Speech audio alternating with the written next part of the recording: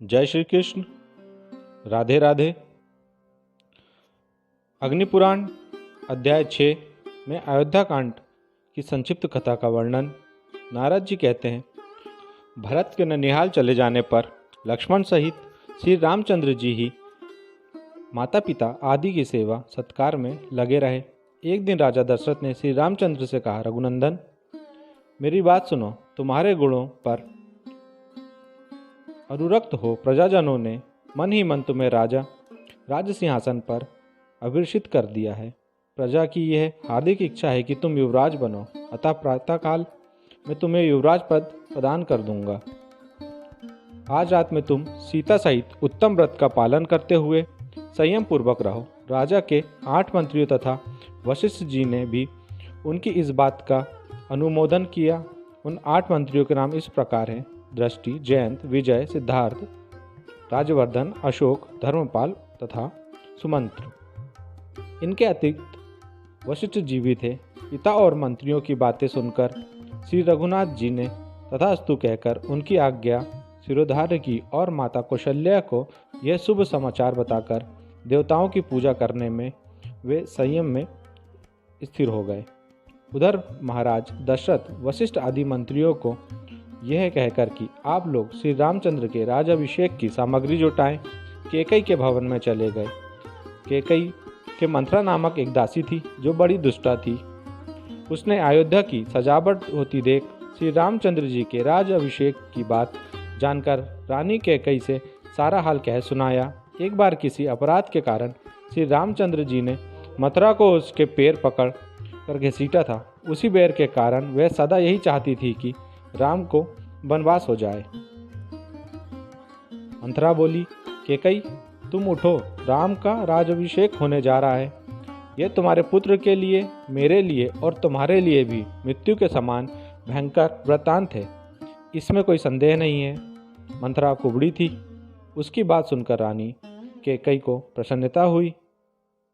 उन्होंने कुब्जा को एक आभूषण उतार कर दिया और कहा, मेरे लिए तो जैसे राम है वैसे ही मेरे पुत्र भरत भी हैं। मुझे ऐसा कोई उपाय नहीं दिखाई देता जिससे भरत को राज मिल सके। मंथरा ने उस हार को फेंक दिया और कुपित होकर कैकई से कहा। मंथरा बोली, ओ नादान, तू भरत को, अपने को और मुझे भी राम से बचा। कल राम राजा होंगे, फिर राम के पुत्रों को राज्य मिलेगा। कैकई, अब राजवंश भरत से दूर हो जाएगा।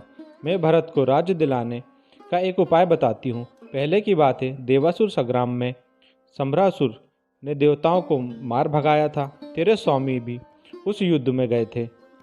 उस समय तूने अपनी विदा से रात में स्वामी की रक्षा की थी। इसके लिए महाराज ने तुझे 2 वर देने की प्रतिज्ञा की थी। इस समय उन्हीं दोनों वरों को उनसे मांगकर वर में राम को 14 वर्ष के लिए वनवास और दूसरे के लिए भरत को युवराज पद का अभिषेक मांग ले। राजा इस समय दोनों वर दे देंगे। इस प्रकार मंत्रा के प्रोत्साहन देने पर कैकई अनर्थ में ही धर्म की सिद्धि देखने लगी और बोली, कुब्जे, तूने बड़ा अच्छा उपाय बताया है। राजा मेरा मनोरथ अवश्य पूर्ण करेंगे। ऐसा कहकर वह कुप भवन में चली गई और पृथ्वी पर अचेत सी होकर पड़ी रहीं। उधर महाराज दशरथ ब्राह्मण आदि का पूजन करके जब कैकई के भवन में आए तो उसे रोष में भरी हुए देख राजा दशरथ ने कैकई से पूछा, सुंदरी, तुम्हारी ऐसी दशा क्यों हो रही है? तुम्हें कोई रोग तो नहीं सता रहा? अन्यथा किसी भय से व्याकुल तो नहीं हो? बताओ, क्या चाहती हो? मैं अभी तुम्हारी इच्छा पूर्ण करता हूँ। जिन श्री राम के बिना मैं क्षण भर भी जीवित नहीं रह सकता, उन्हीं की शपथ खाकर कहता हूँ, तुम्हारा मनोरथ अवश्य पूर्ण करूँगा। सच सच बताओ, क्या चाहती हो?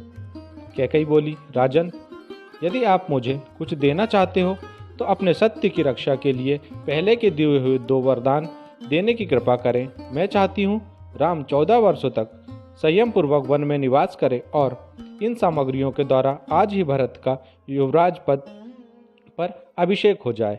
महाराज, यदि ये दोनों वरदान आप मुझे नहीं देंगे तो मैं विष पाकर मर जाऊंगी।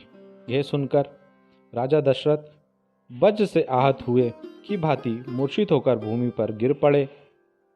फिर थोड़ी देर में चेत होने पर उन्होंने कैकई से कहा। दशरथ बोले, पापपूर्ण विचार रखने वाली कैकई, तू समस्त संसार का अप्रिय करने वाली है। अरे मैंने यह राम ने तेरा क्या बिगाड़ा है जो तू मुझसे ऐसी बात कहती है? केवल तुझे प्रिय लगने वाला यह कार्य करके मैं संसार में भली भांति निंदनीय हो जाऊंगा। तू मेरी स्त्री नहीं, काल रात्रि है। मेरा पुत्र भरत ऐसा नहीं है। पापिनी, मेरे पुत्र के चले जाने पर जब मैं मर जाऊंगा तो तू विधवा होकर राज करना। राजा दशरथ सत्य के बंधन में बंधे थे। उन्होंने श्री रामचंद्र जी को बुलाकर कहा, बेटा, कैकई ने मुझे ठग लिया। तुम मुझे कैद करके राज को अपने अधिकार में ले लो, अन्यथा तुम्हें वन में निवास करना होगा और कैकई का पुत्र भरत राजा बनेगा। श्री रामचंद्र जी ने पिता और कैकई को प्रणाम करके उनकी प्रदक्षिणा की और कौशल्या के चरणों में मस्तक झुकाकर उन्हें सद्भावना दी। फिर लक्ष्मण और पत्नी माता सीता को साथ ले ब्राह्मणों, दीनों और अनाथों को दान देकर सुमंत्र सहित रथ पर बैठकर वे नगर से बाहर निकल गए। उस समय माता पिता आदि शोक से आतुर हो रहे थे। उस रात में श्री रामचंद्र जी ने तमसा नदी के तट पर निवास किया। उनके साथ बहुत से पूर्ववासी भी थे। उन सबको सोते छोड़ वे आगे बढ़ गए। प्रातःकाल होने पर जब श्री रामचंद्र जी नहीं दिखे तो नगरवासी निराश होकर पुनः अयोध्या लौट आए। श्री रामचंद्र जी के चले जाने से राजा दशरथ बहुत दुखी हुए। वे रोते रोते कैकई का महल छोड़कर कौशल्या के भवन में चले आए। उस समय नगर के समस्त स्त्री पुरुष और निवास करने वाली स्त्रियां फूट फूट कर रो रही थीं। श्री रामचंद्र जी ने चीर वस्त्र धारण कर रखा था। वे रथ पर बैठे बैठे शंखवेरपुर जा पहुँचे। वहाँ निषाद राज गुहुक ने उनका पूजन स्वागत सत्कार किया। श्री रामचंद्र जी ने इटगुदी वृक्ष के नीचे निवास किया। लक्ष्मण और गुहु दोनों रात भर जागकर पहरा देते रहे। प्रातःकाल श्री रामचंद्र ने रथ सहित सुमंत्र को विदा कर दिया तथा स्वयं लक्ष्मण और सीता के साथ नाव में गंगा पार हो प्रयाग चले गए। वहां उन्होंने महर्षि भारद्वाज को प्रणाम किया और उनकी आज्ञा से वहां से चित्रकूट पर्वत को प्रस्थान किया। चित्रकूट पहुंचकर उन्होंने वास्तु पूजा करने के अनंतर पर्णकुटी बनाकर मंदाकिनी के तट पर निवास किया। रघुनाथ जी ने सीता को चित्रकूट पर्वत पर रमणीय दृश्य दिखाया। इसी समय एक कुएं ने सीता जी के कोमल श्री अंग में नखों से प्रहार किया। यह देख श्री राम ने उसके ऊपर रग के अस्त्र का प्रयोग किया। जब वह कुआं देवताओं का आश्रय छोड़कर श्री रामचंद्र जी की शरण में आए तब उन्होंने उसकी केवल एक आंख नष्ट करके उसे जीवित छोड़ दिया। श्री रामचंद्र जी के वन गमन के पश्चात छठे दिन की रात में राजा दशरथ ने कौशल्या से पहले की एक घटना सुनाई, जिसमें उनके द्वारा कुमारावस्था में सरयू के तट पर अनजाने में यज्ञदत्त पुत्र श्रवण कुमार के मारे जाने का वृत्तांत था। श्रवण कुमार पानी लेने के लिए गए थे। उस समय उनके घड़े के भरने से जो शब्द हो रहा था उसकी आहट पाकर मैंने उसे कोई जंगली जंतु समझा और शब्दभेदी बाण से उसका वध कर डाला।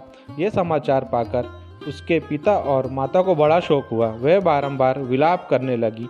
उस समय श्रवण कुमार के पिता ने मुझे श्राप देते हुए कहा, राजन, हम दोनों पति पत्नी पुत्र के बिना शोकातुल होकर प्राण त्याग रहे हैं। तुम भी हमारी ही तरह पुत्र वियोग के शोक में मरोगे। तुम्हारे पुत्र मरेंगे तो नहीं, किंतु उस समय तुम्हारे पास कोई पुत्र मौजूद न होगा। कौशल्य, आज उस श्राप का मुझे स्मरण हो रहा है। जान पड़ता है अब इसी शोक में मेरी मृत्यु होगी। इतनी कथा कहने के पश्चात राजा ने हे राम कहकर स्वर्गलोक को प्रयाण किया। कौशल्या ने समझा महाराज शोक में आतुर हैं, इस समय नींद आ गई होगी। ऐसा विचार करके वे सो गईं। प्रातःकाल जगाने वाले सूत मगध और नंदीजन सोते हुए महाराज को जगाने लगे, किंतु वे ना जागे। तब उन्हें मरा हुआ जान रानी कौशल्या हाय मैं मारी गई कहकर पृथ्वी पर गिर पड़ी। फिर तो समस्त नर नारी फूट फूट कर रोने लगे। तत्पश्चात महर्षि वशिष्ठ ने राजा के शव को तेल भरी नौका में रखा कर भरत को उनके ननिहाल से तत्काल बुलवाया। भरत और शत्रुघ्न अपने मामा के राजमहल से निकलकर सुमंत्र आदि के साथ शीघ्र ही अयोध्यापुरी में आए। यहाँ का समाचार जानकर भरत को बड़ा दुख हुआ। कैकई को शोक करती देख उसकी कठोर शब्दों में निंदा करते हुए बोले, अरे तूने मेरे माथे कलंक का टीका लगा दिया, मेरे सिर पर अपयश का भारी बोझ लाद दिया।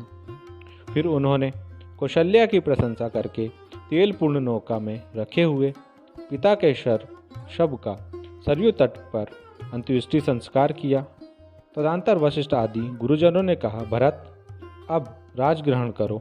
भरत बोले, मैं तो श्री रामचंद्र जी को ही राजा मानता हूँ, अब उन्हें यहाँ लाने के लिए मैं वन में जाता हूँ। ऐसा कहकर वे वहाँ से दल बल सहित चल दिए और शंखवेरपुर होते हुए प्रयाग पहुँचे। वहाँ महर्षि भारद्वाज ने उन सबको भोजन करवाया। फिर भारद्वाज को नमस्कार करके वे प्रयाग से चले और चित्रकूट में श्री राम एवं लक्ष्मण के समीप आ पहुँचे। वहाँ भरत ने श्री राम से कहा, रघुनाथ जी, हमारे पिता महाराज दशरथ स्वर्गवासी हो गए, अब आप अयोध्या में चलकर राज ग्रहण करें। मैं आपकी आज्ञा का पालन करते हुए वन में जाऊंगा। यह सुनकर श्री राम ने पिता का तर्पण किया और भरत से कहा, तुम मेरी चरण पादुका लेकर अयोध्या लौट जाओ, मैं राज करने के लिए नहीं चलूंगा। पिता के सत्य की रक्षा के लिए चीर एवं जटा धारण करके मैं वन में ही रहूंगा। श्री राम के ऐसा कहने पर सहदल बल भरत लौट गए और अयोध्या छोड़कर नंदीग्राम में रहने लगे। वहाँ भगवान की चरण पादुकाओं की पूजा करते हुए वे राज्य का भली भांति पालन करने लगे। इस प्रकार आदि अग्नि महापुराण में रामायण कथा के अंतर्गत अयोध्या कांड की कथा का वर्णन नामक 6वां अध्याय पूरा हुआ। जय श्री कृष्ण। राधे राधे।